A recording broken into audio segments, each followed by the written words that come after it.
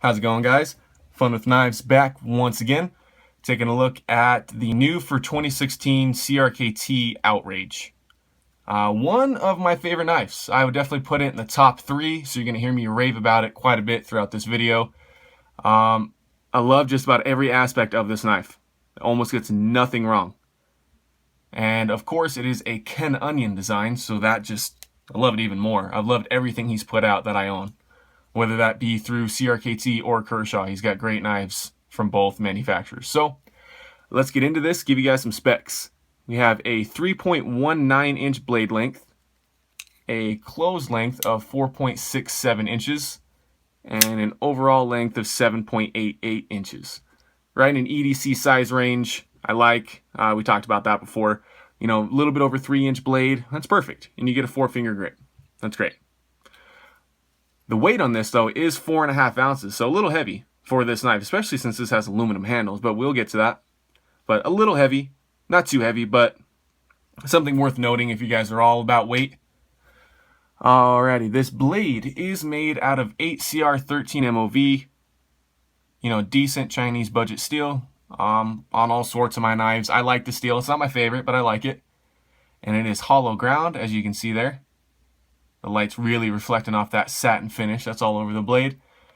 This is kind of a weird blade shape to me, and I think it's very effective. It's just a drop point. You got a lot of belly in here, and then you got like a nice acute tip that's almost curved down just a little bit to really grab into any packaging or boxes or something you're cutting open, and then you got the slicing power behind a nice belly.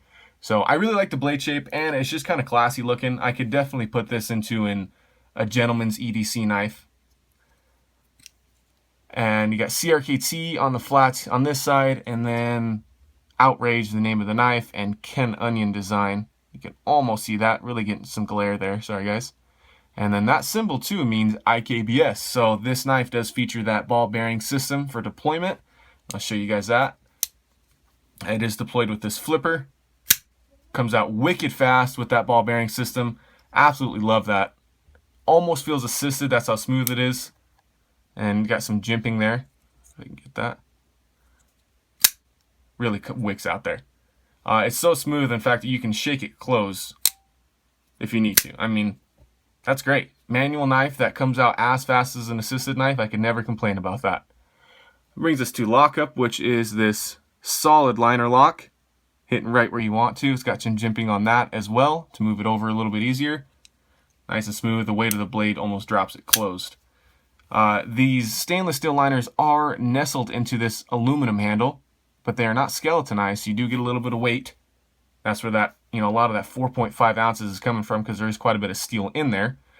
But I do love aluminum handles. They're my favorite material for a handle for an EDC knife. Obviously not the best for, you know, an outdoorsy kind of knife, but for EDC, you can't beat aluminum.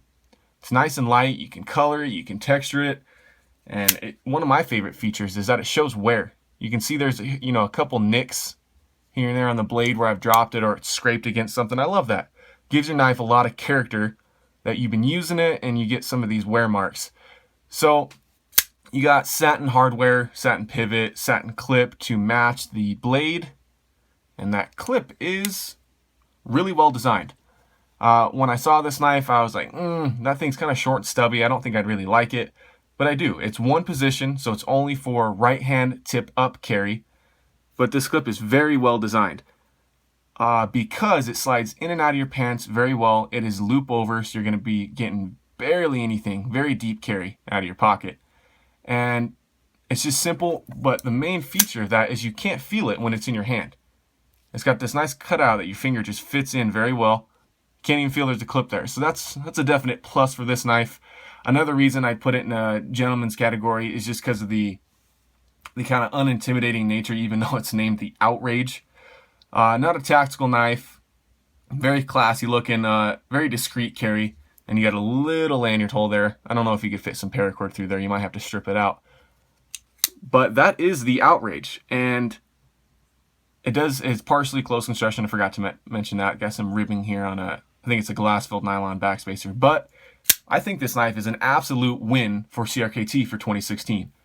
Ken Onion's design features are all over the knife. It's got all these features that I love. Smooth deployment, solid lockup, anodized aluminum handles. I love that.